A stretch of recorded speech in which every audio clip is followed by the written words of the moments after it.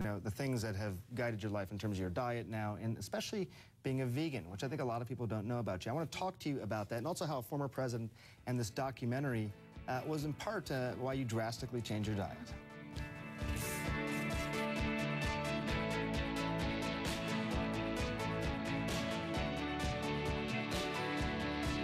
Today at CNNHeroes.com.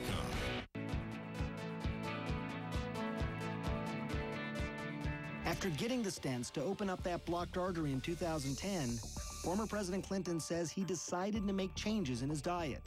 This time around, he decided to get much more strict, radical even, in his approach. No more meat, no more eggs, no more dairy, almost no oil. The mantra is, eat nothing that has a mother or a face. You know, so that's a clip from my documentary, The Last Heart Attack, which I know you watched, and I was really excited to do it because it was this idea that through what we know now and the diet that we eat, we can not only prevent disease, but we can actually reverse it as well. I've talked to you since then. You said, in particular, the story about Bill Clinton really resonated with you. Well, the entire documentary I did, I was finishing up working on, I think it was Dark Shadows, and I was watching CNN, and The Last Heart Attack came on, and you know, I'm watching it, and really, and Clinton comes on, and he starts, and you know, Clinton is a foodie. We all know he's a foodie, and famous for that. Yeah, and smart. So I'm thinking, okay, Bill Clinton loves food, so there must be something to it that's making him stick to it, and also he's smart, so he's not going to, you know, do something unless he really thinks there's some science behind it. And then I got the book, How to Prevent Heart Disease, from Esselstyn, and I read it, and I just felt like that's great. There was science behind it, you know, and, you know, it was sort of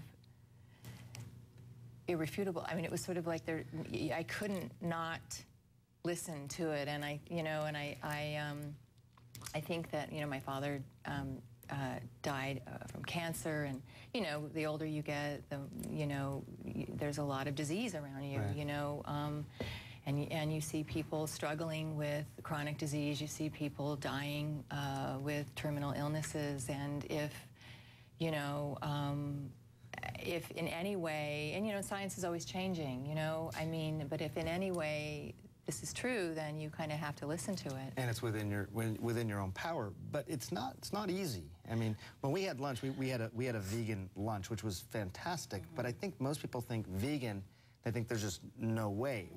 How is it for you? How hard is it? I actually really love the vegan diet because I love carbs. Oh, is that right? Okay. I don't really. I've never really.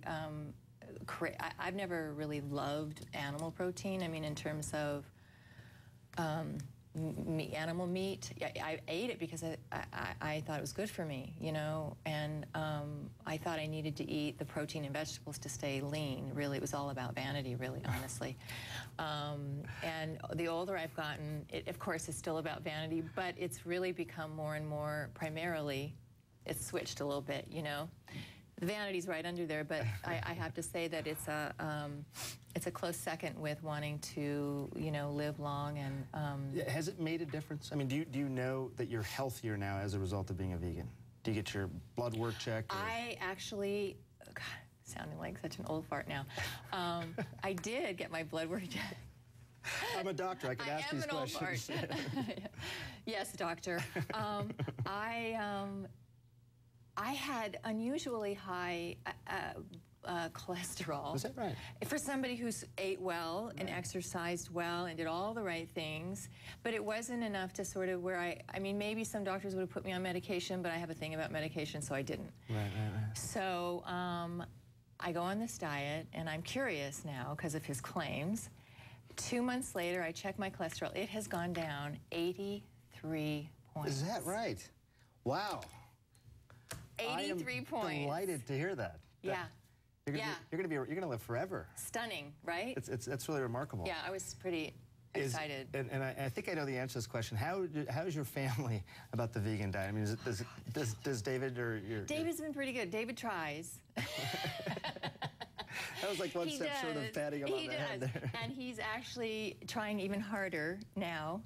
But you know, he loves his desserts. That's his thing. Right. He doesn't really miss anything other than he loves ice cream. The sugar part of it. There's a story just this past week, as you know, about sugar in sugary drinks in New York and banning large sort of large product sales. Yeah, I heard something about that. I mean, do you have any thoughts about that? So this is the idea that sugar is also, you know, part of the problem here when looking at our country as a whole. And let's just ban, as Mayor Bloomberg has done in New York, he's saying, large product sales of that. What do you think of that? Well, the thing is, you know, look, I'm not an expert on any of this, but from the little bit that I've read and that I know, you know, it's like there's no free ticket. I mean, it's like everything you put in your mouth, there's an effect, and it's somebody's got to start really, you know, paying attention and sort of taking control of the situation. I mean, just the fact that people are talking about it, just the fact that whether or not they ultimately end up banning it or not, I don't know that they can really do that. But the fact that, you know, people are going to sort of now, who wouldn't have paid attention before, are going to kind of sit up and go, well, why would he want to do that? Right, right. Is it really that bad for me? And maybe they're going to start reading more about it and taking it a little more seriously. Some people have said, you know, sugar is toxic, but that's a conversation that we can have another time. Any tips on anyone that wants to start a vegan diet now watching you? Well, I would say what I did was I just said, okay, I'm just going to do it. I'm going to give myself 8 weeks, and I'm going to I'm not going to commit to this for a lifetime because it's psychologically it's huge for people to wrap their minds and just to see. I'm going to see how I feel. I'm going to test my blood again, see if there's anything, and giving it that long, you sort of get over the hump of it kind of being difficult in the beginning. And yet you give yourself a long enough period of time to really start to feel differently and, you know, and sort of see the benefits. You got to call ahead at restaurants. You got to call ahead at restaurants. You got to deal with the eye rolls from your friends and your husband. Yeah, and your children. And your children. Yeah. But you make it work. But it also, you know, it makes room for really interesting conversations now because they take me on, you know. Challenge you a little bit. Yeah.